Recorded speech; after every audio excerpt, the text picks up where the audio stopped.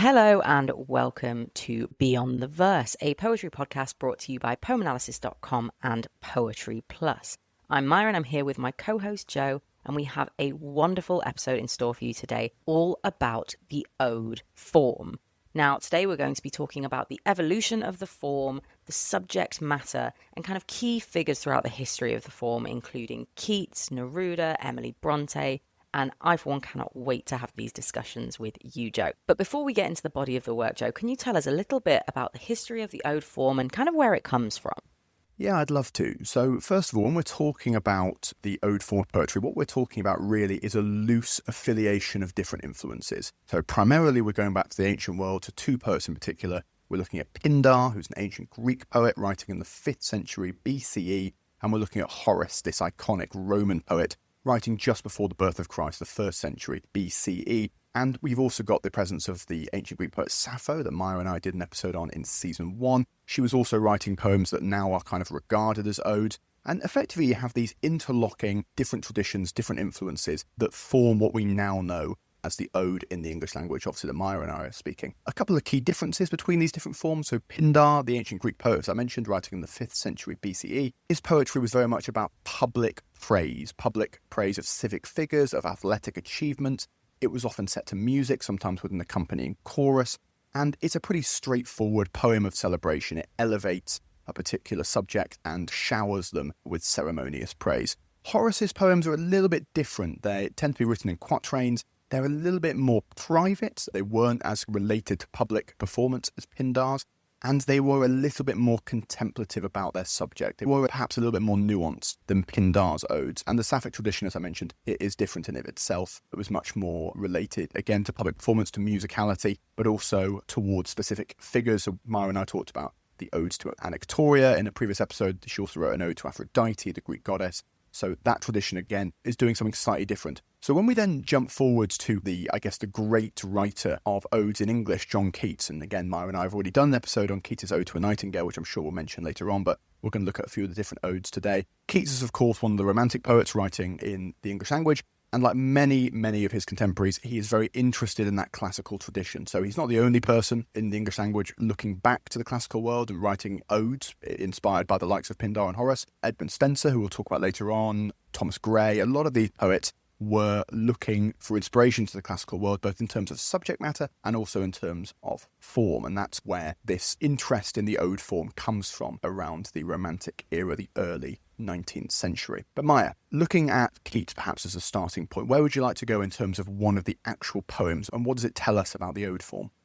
So I think if we're going to start anywhere, we really have to start with what I personally think is one of Keats' most famous odes, which is Ode on a Grecian Urn. Ode on a Grecian Urn is a poem that is ekphrastic, which means it focuses on specifically a retelling of an art piece. This poem addresses specifically a Greek urn, and for those who have never seen a Greek urn before, what a Greek urn typically symbolizes is a story depicted in pictures that travel round the width of the urn. And in this, there is an exploration of what that story represents, how it manages to keep a very permanent sense of time, and yet there is a sense of pending mortality, I think is probably the best way to put it. And it's really a mediation on beauty and storytelling and music and love. And it's such a fantastic poem. I think it's such a great place to start. Before we jump into the analysis of it, and I'd love to read a little bit for our listeners today, I think it is worth noting that, one of the poets that Joe mentioned, Edmund Spenser, he was writing in the late 1500s, and he was one of the first people to compose English odes specifically. And what's really interesting is that as you move through the ode form, you see a kind of consistent reflection on specifically Greek stories. That is something that comes about in Spenser's poem, Epithalamion.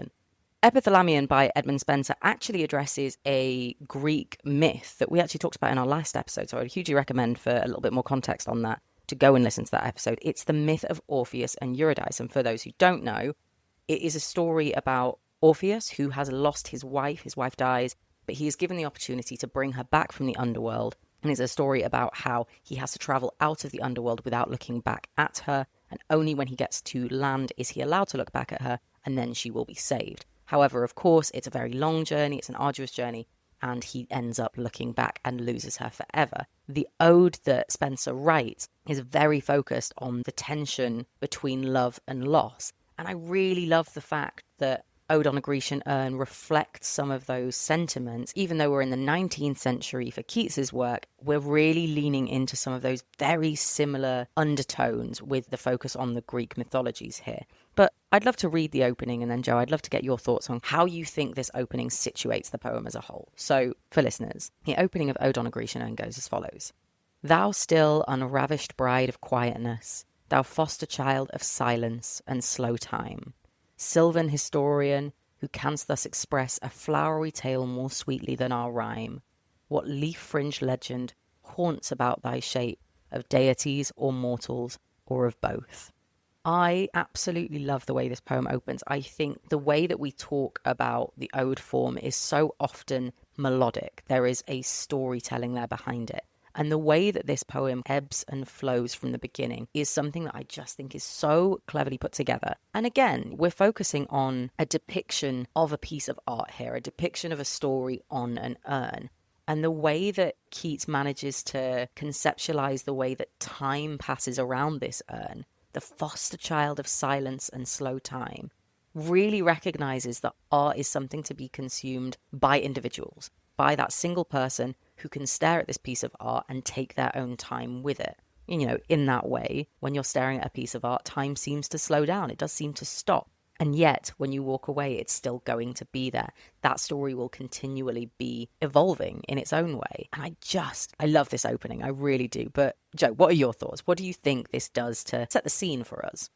You're absolutely right, Maiya. It really establishes a lot of the kind of key issues that the poem is going to go on to explore. And this is something that goes right back to the Pindaric tradition that we were talking about earlier on. Pindar set out his odes in three distinct sections, the strophe, the antistrophe, and the epode. And this is very much that first section, which establishes the key themes. And right away, when we read the opening of this poem, we know that this is going to be an exploration not only of beauty and of time, but of the way in which beauty and time are mediated through artistic creation. And I'm so glad you mentioned the myth of Orpheus and Eurydice, and obviously that's in relation to the Spenser poem, not to this one, but so many of those preoccupations are present here as well. Because obviously the way in which Orpheus is able to briefly bring his wife back and they almost get back to the mortal world before he turns back and the spell is broken is he does it because his music is so beautiful that it creates magical outcomes. He is able to build an avenue for himself directly to the underworld and back again simply through the beauty of his music. And effectively what we can view there is a celebration of both the power and the limits of artistic creation.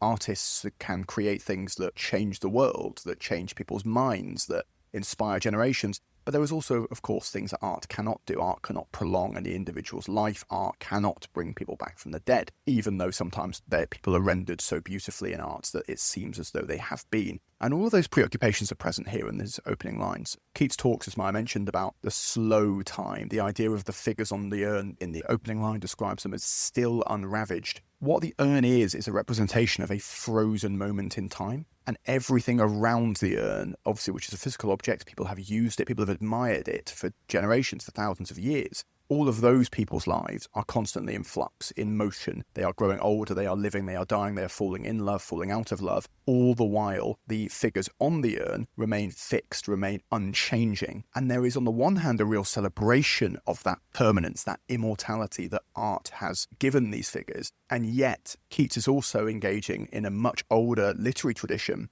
that goes right back to the work of Homer about actually, is it better to be alive forever and unchanging, or is it better to be like we are, mortal and fallible, but ultimately capable of dying, because it's that finality of life that gives it its meaning. And this is something, as I mentioned, that goes right back to Homer's Iliad, where there is a real contemplation of whether or not it is better to be an Olympian god full of eternal power and eternal youth, eternal beauty, or is it better to be somebody mortal who, yes, they will die, but that mortality, that knowledge that their years are finite, gives their years meaning. And so all of these things are contained within Keats's poem, which, as Maiya mentioned, I want to just finish on this, is an ekphrastic poem. An ekphrastic poem, as Maiya mentioned, a celebration or a contemplation of a piece of visual art. It could be a painting, a sculpture, an urn in this case. And there's two things I want to pick up on here. The first is that whenever a poet who is also an artist is writing about a piece of visual art, we have to view that as metafictional in a way, because they are creating artwork in response to a piece of artwork, and they are contemplating an artwork. So the things they're saying about the artwork in the poem can be applied to the poem itself. So when Keats is talking about how art is able to enshrine beauty forever, there is a sense to which he's shining his own wheels. He's talking about his own poetry and its ability to transcend the passage of time. And if any regular listeners to Beyond the Verse are thinking, I've heard these themes before, they might be thinking back to our episode on Ozymandias, which I think is a really apt comparison. And if you haven't listened to that episode yet, I suggest you go and do it.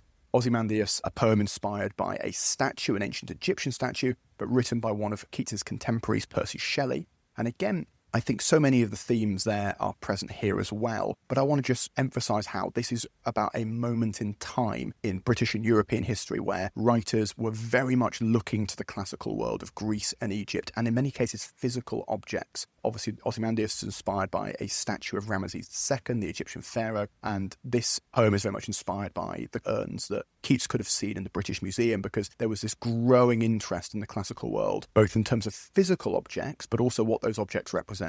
It's so interesting, Joe, that you were like, oh, well, regular listeners might be thinking of this one, because actually the poem that I was thinking of was our episode on Robert Browning, My Last Duchess, and the kind of lasting nature of art, and the conversation we had where we discussed in Browning's case, was it a criticism of the fact that art lasts forever? And it gives you a sense of being able to control what is created. And it makes me think of the closing lines in Ode on a Grecian Urn, which is, beauty is truth, truth, beauty. That is all ye know on earth and all you need to know. Because of course, as a poet, as someone who is creating art, you have the power to make your own history, to make your own legacy here. And yes, when we talk about the ode form, celebration is a word that comes up a lot. But I think there is a very fine line between celebration and longing. Because of course, celebrating someone, something that has passed, an event, whatever it happens to be, you are writing that as a poet into memory. You are writing a legacy for that thing, and it will probably never happen again, that exact moment, that exact feeling.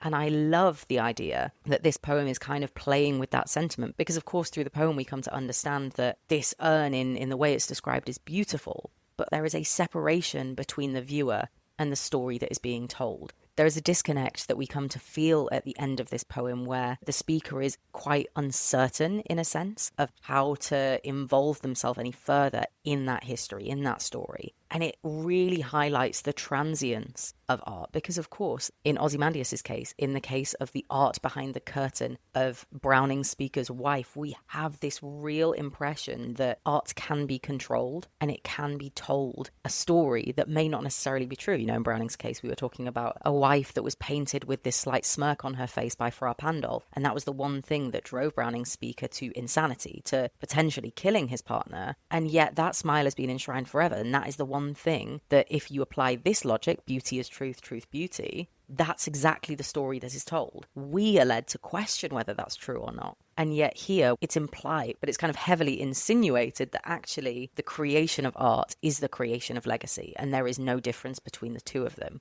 So what this poem is doing is, yes, it's an ode on the Grecian urn, but I don't think it's an ode to the Grecian urn. And you know I love a title, and I think that distinction is very, very important, because as we'll go on to see, many of the other odes we talk about are odes to items or odes to people. But this is an ode on a topic that actually talks around it. But what do you think about that? Am I completely off piece there?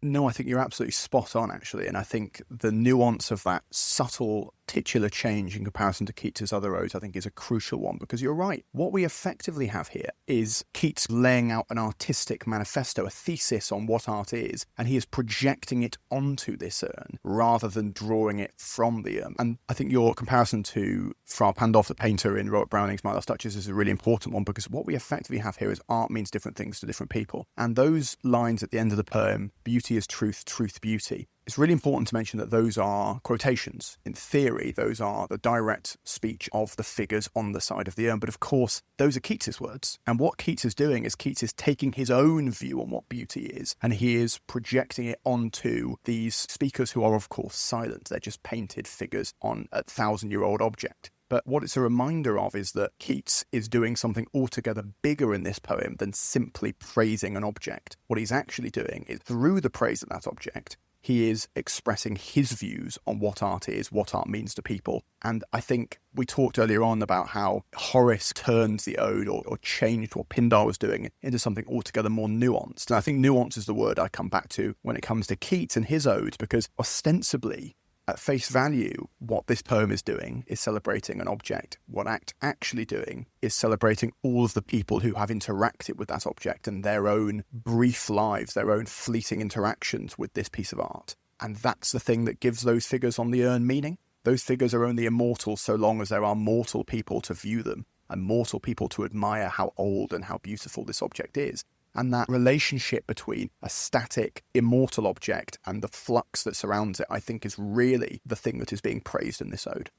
I couldn't agree more. And I think that's a thread or a message that carries through a lot of Keats' work. I'm looking at To Autumn now, and there's a few lines in this poem in the final stanza that say, "Where are the songs of spring? Aye, where are they? Think not of them. Thou hast thy music too." I think this inordinate focus on how your environment or the art surrounding you can actually force you to reflect on yourself and your own intentions is such a strong message to carry, because of course, as we mentioned at the top of this episode, we witness an evolution of the ode form that becomes increasingly more introspective. What I find particularly interesting, I think, earlier in my research for this episode, I was comparing quite a few of the odes, and I think it's a wonderful task to do. So I'd massively recommend any of our listeners to compare and contrast, because it really brings about some interesting themes and key differences, really, because you look at Keats's odes, and as I've said, they're very, very introspective. They do a great job of kind of challenging the individual reader. Various points directly speaks to the reader, and there is an implied listener, I suppose. That really sits at odds to a poem like Emily Bronte's The Lady and Her Guitar. And the reason I bring up this one is because it's a very, very short ode.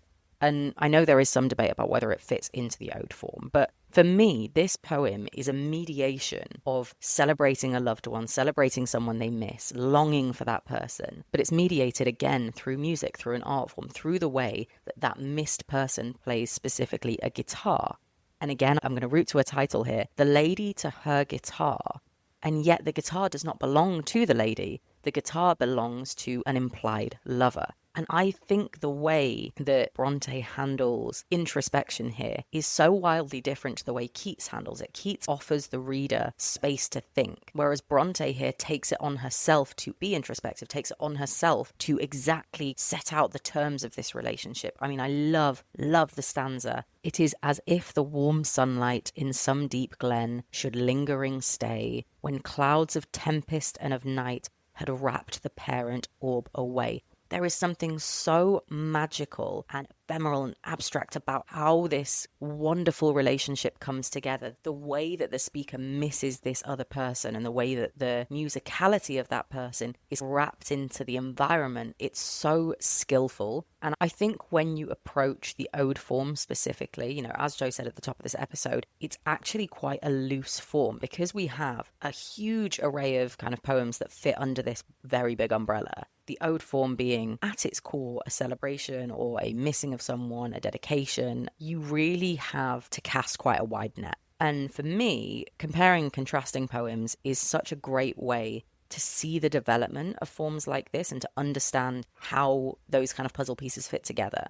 Obviously, Emily Brontë, best known for writing Wuthering Heights, but she was also a poet. And you see those differences, I think, between Keats, who was primarily a poet, and Brontë, who was also a novelist. The way that they actually interpolate the environment and bring in these kind of more magical elements is so wildly different, I think, because of the style in which they write. You'll see with Brontë, she actually casts form and stanza as slightly more important than Keats does in many ways. I'm looking at this poem now, and The Lady to Her Guitar is 4 stanzas, 4 lines in each, and it's very regular, and that gives it this sort of enchanting, melodic movement through the poem. So when you get to the end and you have the final stanza, "Even so, guitar, thy magic tone has moved the tear and walked the sigh, has bid the ancient torrent flow, although its very source is dry."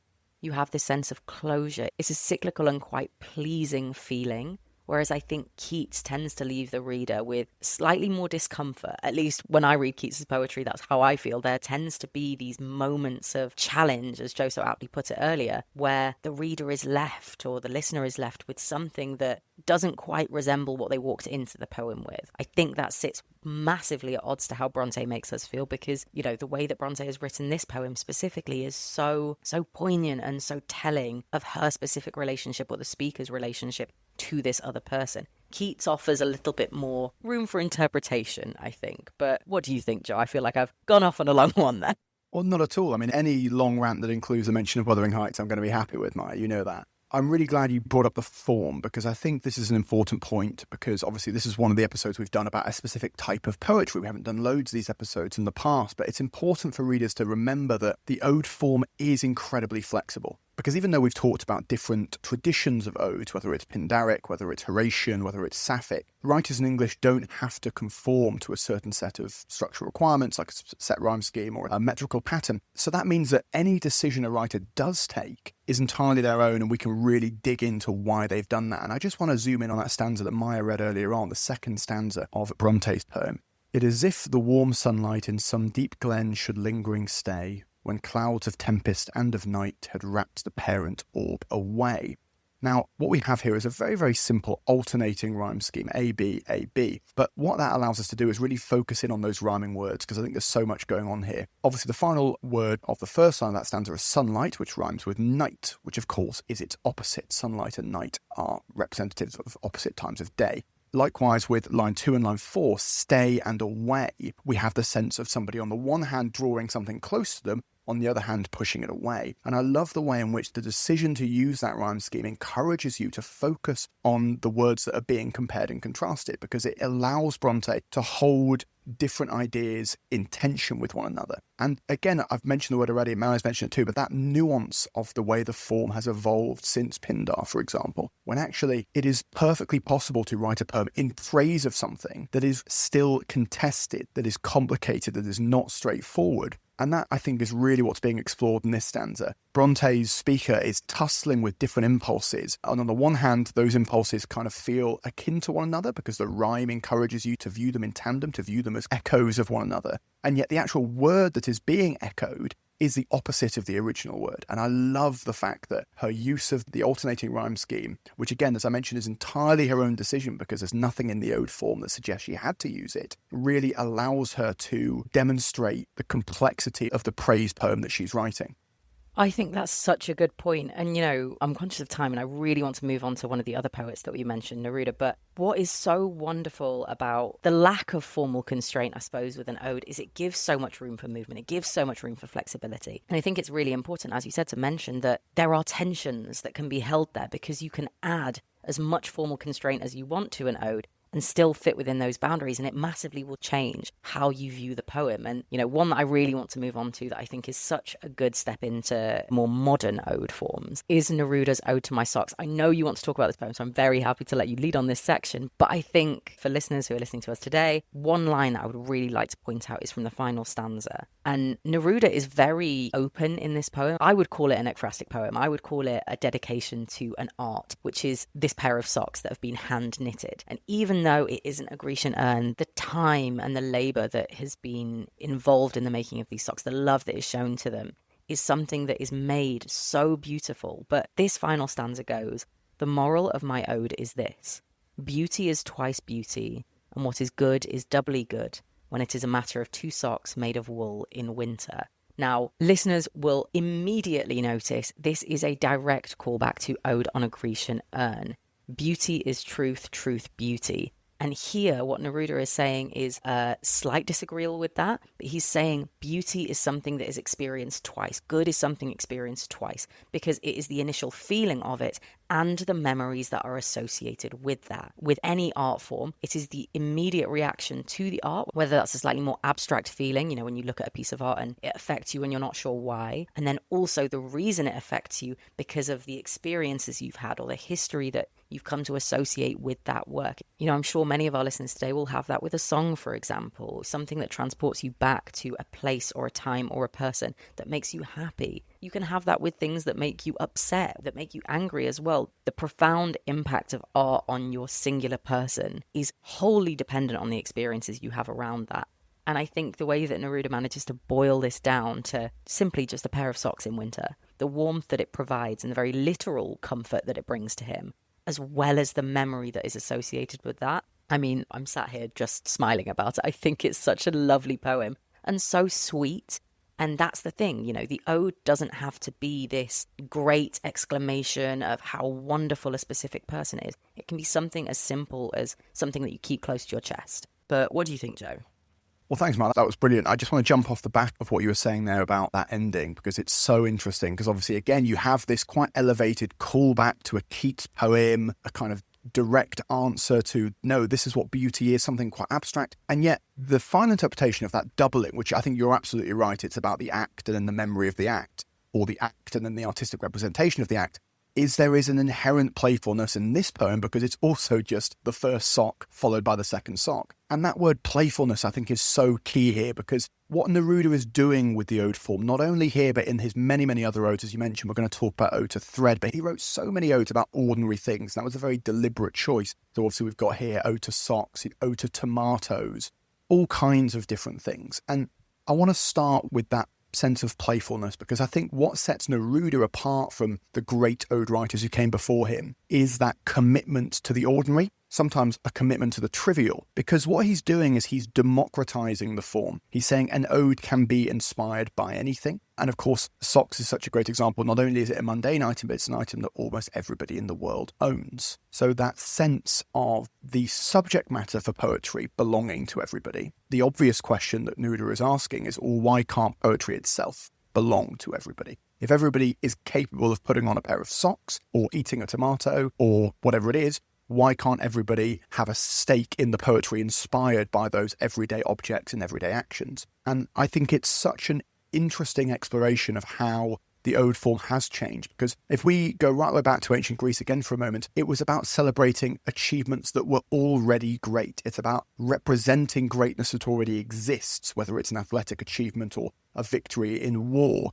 What Neruda is doing, and what writers are increasingly doing with the ode form, is why can't we find the greatness in things that were not already considered to be great? Why can't I take some of that shine and that elevatory status of the ode form and apply it to something else? And it massively opens up the possibilities of the form. I mean, a pair of socks is not a traditional source of poetic inspiration, and yet Neruda shows it is as worthy of that as an object from the ancient world or a great athletic achievement. And I love the way he does that. And when I was in visiting Chile last year, I was lucky enough to actually visit Neruda's houses. He has two houses, one in the capital Santiago and one in Valparaiso. And this is so typical of him as a poet, this commitment to objects, to simplicity, to finding the beauty in everyday things. I mean, there were all these stories in his houses about how he only served drinks out of coloured glass because he was convinced it tasted better. And this really eccentric figure who had this absolute commitment to ordinary objects. It's so interesting. And I hope any listeners, I mean, we're touching on the odes here, but any listeners who haven't read Neruda's work before, remarkable Chilean poet, won the Nobel Prize and lived a really exceptional life, helped refugees escape the Spanish Civil War and various other things. So, I do encourage you to go in and read more of his poetry. But I think that's what I would look to focus on. We're going to talk about this in Ode to Thread as well. It's the way in which he's able to transform the possibilities of what an ode can be. And I think it's about taking the question of greatness and finding it rather than simply reaffirming it. But Maiya, talking about Ode to Thread, where would you like to go, and how does that poem differ from Ode to My Socks? I think it differs quite significantly. It's interesting that so much of Neruda's work is focused on this kind of everyday simplicity, the beauty in ordinary objects. And actually what I think he manages to do in Ode to Thread is something quite vastly different to what he manages to do in Ode to My Socks, because in Ode to My Socks, obviously we have this hyper focus on these two individual objects. The way that they're described is made so much greater than what they are at the core. Actually, I think what Ode to Thread does is almost the opposite. He uses an extended metaphor of this thread, but what the thread actually is it weaves through every single human life. It weaves through poetry, literature, art, animals, nature. I mean, the list goes on. The way that the thread of life, I'll call it, is explored in this poem is, again, taking its core, a very simple item, a thread, and weaving it through all of these much, much greater kind of motifs and symbols. But what it serves to do is, you might disagree. Instead of taking something small and making it great, I feel like the use of a thread, something that is used to pull something tighter, is actually what we see happen in this poem. the thread goes through so many of these objects and pieces of nature that actually what it serves to do is pull all of them closer together. This poem feels a bit like a hug to me. It feels like it brings you into it. You are invited into the world of the poem. And I think what Ode to Thread does that is so different to many of Neruda's other odes is that it really focuses on everything all at once. It doesn't focus on one singular thing. You get a lot of movement in this poem. We move, even in the first couple of lines, I'm looking from poetry to sheep to flocks, heroes, minerals, love, fire, a mountain. There is this real speed to the way that Neruda manages to navigate the landscapes of the poem. And what it does is it brings all of those things in a light tension, for sure, because of course these things are not naturally next to one another. You don't have love and fire, these abstract kind of passionate emotions, with a very physical mountain or a quite literal sheep. But the way that he manages to push all of these into, I say the landscape of poetry, but a singular field, let's say, of thought, is really wonderful. And what the ode does in that sense, and the way that the ode functions here, is to elevate all of those things to the same level. There is no preferential treatment here, but instead everything is united. It's a very universal poem. But I'd love to know your thoughts on this poem, and if you disagree with me, please let me know. No, not at all. I think you're absolutely right that obviously if we think about what a thread literally is, it's an object that we use to bind things together. And of course, what I love about the poem is we can therefore view it as an extended metaphor of the thing that Neruda is praising is nothing individual about the human experience. It is the singularity of the human experience. We are all incredibly different. We all live different lives and we practice different faiths and we love different people, but we all have hopes and dreams and we all love and want to be loved, etc. And it's that focus on the uncelebrated thing that binds us together rather than the sum of our existence. And I think, again, in much the same way that I talked about with Keats, the thing that he looks to is art. I mean, right from the opening lines of this poem, this is the thread of poetry, he says. And as Maiya says, it actually turns out to be the thread of everything. So what he's saying here is that everything is poetry. And to paraphrase one of my great poetic heroes, John Cooper Clarke, who was himself paraphrasing somebody else, all art tends to poetry. I think poetry speaks to something about the artistic process. So what he's really saying when he says this is the thread of poetry is this is the thread of human artistic creation. And therefore, the thing that does unite us is the ability to create, the ability to inspire and be inspired. And I just absolutely love the fact that every time he mentions an object or a geological phenomenon, the sky, the sea, the mountains, what he's actually talking about there is not so much the physical presence of those things, but the way in which they have themselves been understood through artistic creation. We think about mountains, and almost every mountain in human history has a mythological origin story about how, I don't know, it was dragged up from the ground by some god, or, the waves were the charging horses of Poseidon, or whatever it is. He is looking at the world around us and he's saying what unites everybody on this earth. It is our ability to create stories inspired by random geological rock formations, for example. And it's that commitment to the artistic act that I think is at the core of this poem and what this poem is doing. It's such a wonderful ode. What I really want to kind of draw listeners' attention to today is that, of course, a lot of the poems we've been talking about on this episode are quite grand in their outlook. Even talking about Neruda's socks, we have these descriptions that are quite bountiful and they create these quite dramatic landscapes, dramatic ideas. But I do want to impress that the ode form doesn't have to be that. We've talked a lot about the freedom that it provides and the lack of limitations, really. An excellent example of this is a fundamentally British poem, is the way that I would describe this, is Ode on a Grayson Perry Urn by Tim Turnbull. Now, for a little bit of context for listeners, as I'm sure many of them won't know who Grayson Perry is, Grayson Perry is an English artist. He creates ceramic vases. We're talking about the Grecian urns. He does tapestries, but he's also kind of a contemporary critical thinker as well. He talks a lot about prejudices, fashion, his thoughts on what Britain is and what it stands for. And what I think is great about Turnbull's poem is that not only is Grayson Perry a kind of British icon, but he also explores in this poem a lot of British stereotypes. I mean, I'm looking at Burberry clad, Manchester to Motherwell or Slough, the Queen's Highway, hatchbacks tuned to UK garage.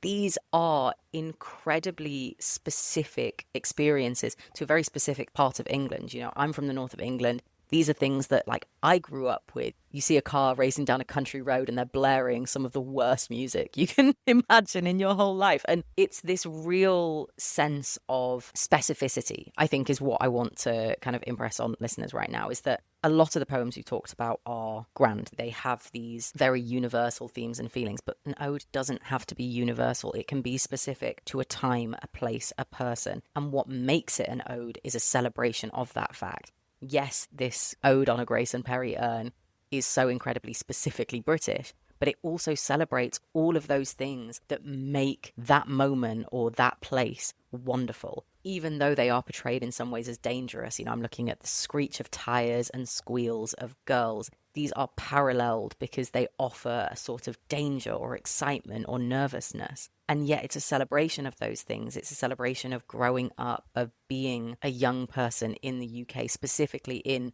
Manchester or Slough in the northern part of the UK. And, you know, for me, this is a poem that speaks to me significantly more than maybe a Keats poem would or a Neruda poem would, because those are experiences that I've seen. Those are experiences that I've had. And I love the way that Turnbull really managed to utilize the ode in a way that is so specific that he shows that it can be simple and quiet and understated. And you can pick up on these things that I'm sure 1 in 10 readers understands this poem, and maybe 9 out of 10 have never had that experience in their life. So it can be as simple as an ode for you and you only, for the poet only. And that's what makes it so universal and so beautiful. But I'd love to hear your thoughts on it, Joe. No, I agree. I think I love that point you make about specificity, and it brings me on to the final poem I'd like to discuss before we close out the episode, which is doing something very, very different. But what I love about this form, and hopefully listeners have got a sense of this over the course of the episode, is its range, both in terms of subject matter, but also in terms of its grandiosity or its kind of playfulness, its self-referentiality. I mean, you can do so many different things with this form. And I think this brings me on to my final poem I'd like to discuss, which is Ivan Boland's Ode to Suburbia, which is doing something very, very different. Ivan Boland, one of my favourite poets, Irish 20th and 21st century poet, truly, truly remarkable writer. And what she's doing with this poem is she is kind of rewriting the story of the form, which has historically been written by men about male accomplishments, or indeed artworks like Ode to a Grecian Urn, probably made by a man. And what she does initially in this poem is so interesting, because the opening stanzas portray this space as dominated by women, suburban domestic spaces.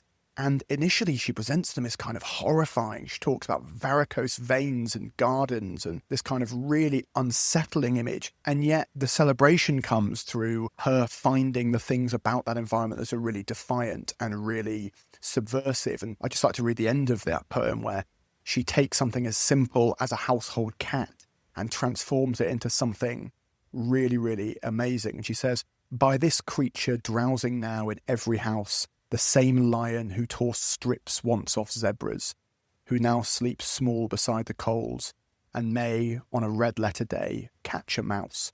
And there is this wonderful ability to rewrite a tradition that is typically dominated by male writers about male concerns, and I use those words in inverted commas, by focusing it on something domestic, more traditionally feminine, and by writing something really defiant, both initially because of its kind of horrifying imagery, and at the end of it because of its willingness and its ability to elevate everyday objects or everyday animals like a household cat to something fierce and aggressive like a lion, shows once again how actually what she's doing with the form is very different to the Grace and Perry Urn poem, because what she's doing is she's trying to use this poem as a means of speaking to a much broader societal concern. So there's nothing about the ode form that means it has to be about grand subjects, but there's also nothing about the ode form that limits it. It can be a poem designed to have major social change or change public perception on an object or an idea, or it can simply be a celebration of your favourite pair of socks in winter. I mean, it's the versatility of the form that I come back to again and again, and